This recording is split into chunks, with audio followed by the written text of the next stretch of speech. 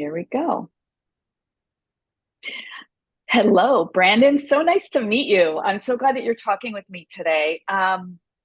You are one of the keynote speakers at the upcoming Ruby conference in November. And let's share a little bit about who you are with the community.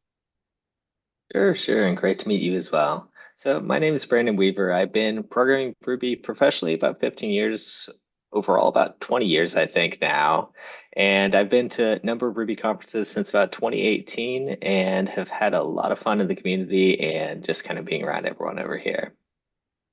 Excellent. Yeah, I have heard you've been around in the community for a long time. I've also been talking with the program committee about our different speakers, and they're very excited about what what you are going to be bringing to the keynote stage. So, do you want to share anything about what you're planning for on the keynote stage at Ruby Conference? Yep. So a lot of my talks tend to be adventures, storybooks, if you will, which are kind of exploring through more novel topics, just going into the depths of what really makes Ruby interesting. It's kind of how far can we go? What can we explore? What can we get away with, quite frankly? And I'm still impressed they keep inviting me back. But a lot of the talk tends to be hand drawn. Like, for instance, I have this entire bit right here of Oh, just one of them, wow. and then you can find all types of little index cards littered all over my desk of all the characters and everything else like that. So this ends up taking me probably about 115, 120 hours worth of work. So let's see here, 40, 50 hours in so far. So we're getting close. Wow. So, how many drawings are you going to end up doing for your talk? That is a good question. I have a giant spreadsheet over here, which is keeping me honest, and it looks like we are at about 87, 88 drawings or so. Oh my God. So, what by the time you're done, you're going to have like 88 drawings. Hmm. That, oh my gosh, that's incredible. What do you do with all of them when you get done? Do you like save them? You put them up on a wall? You create a photo album? Uh-oh. Yeah. Do you have a box Oh, I here? have. I'm trying to If look I over the had the top of my Zoom box, window. if I honestly had a box, it would be much, much more busy. But you have all the way going back through talks from who knows when, just honestly, Okay. art for So, days of everything I've ended up doing. oh my gosh. So the drawings are similar, but the characters are different, it looks like. Yep, some of the characters are different, some of the characters are the same. I try and keep a few of them kind of going back to back. I think this one was a Christmas talk from the night before Code Freeze, Okay. which I think there are a few Oh, recorded cool. copies around there somewhere. But no, I think I have like 6 or 7 sketchbooks sitting back there on my bookshelf of just other Lemur sketches and other things. And I've been doing that since what, 2014, 2015 type, Oh my so a gosh, few that years. is really cool. So are any of the characters that have been in a past talk, are they coming to Ruby Conference in Chicago? Yep. I'm going to be sneaking in all types of references. If you pay very close attention to the background of my talks, there are always a bunch of references to Ruby, the community, and a bunch of people in it. So always trying to find out what I'm sneaking in there. Okay, so there's going to be some Easter eggs that we could be watching for. Ooh, maybe I'll throw out to the community. Maybe somebody can make a bingo card of the Easter eggs, or we can see how many Easter eggs people can find during your talk. That might be kind of fun as well. Make sure to hide the special ones in there. Okay. Well, maybe we'll have a post show talk and you can maybe if we do figure out like if we have people share what the Easter eggs are, we can have a post show talk and see if how many Easter eggs people missed. That might be a fun talk after your keynote. But anyway, well, I'm really looking forward to it and meeting your characters.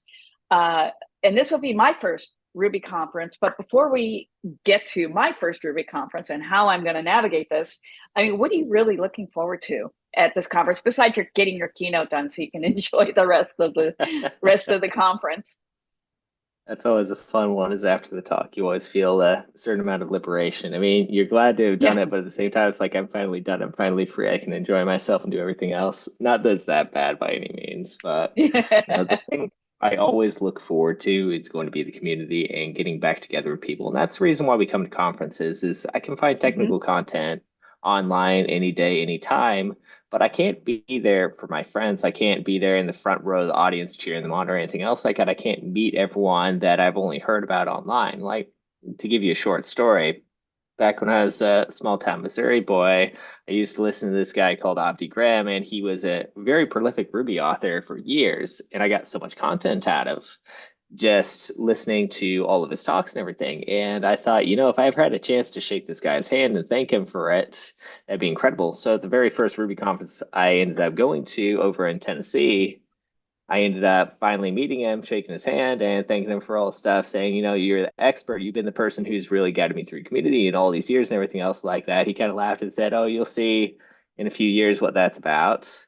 So a couple of years later, I have someone come up to me, and Avi and me are sitting there talking because we're friends by this point, and he looks at me and says, "You're the expert. You're the person I keep on reading about and does all this stuff." I'm like, now hold on a second. When did this happen? So Avdi's just back there laughing his head off. I pull him aside and say, "Look, I said the same thing to this jerk over here a couple of years ago.